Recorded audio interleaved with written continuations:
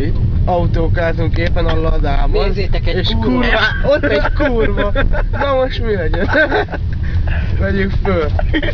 Most ladákat. Mennyit vállalsz egy 5-ös érte riban? Fasz, köcsög!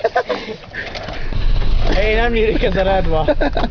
Egyszerűen mellett aztán fizetünk egy kis köcs. Jó, Balázs, gyorsan majd már. a Tesco-ba jön, mert én most már nem hívom. Kiózanút?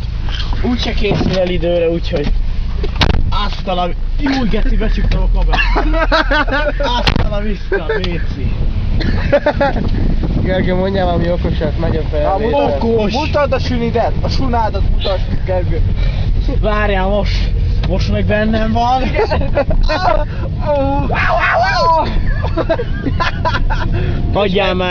Adjál már egy izét. Szia. Szíjazzál már ide. Adjad már neki az istrángot, baszki. Figyelj, kötözzél már ki már. És üsd Extra szolgáltatás. be nekem már. Halló?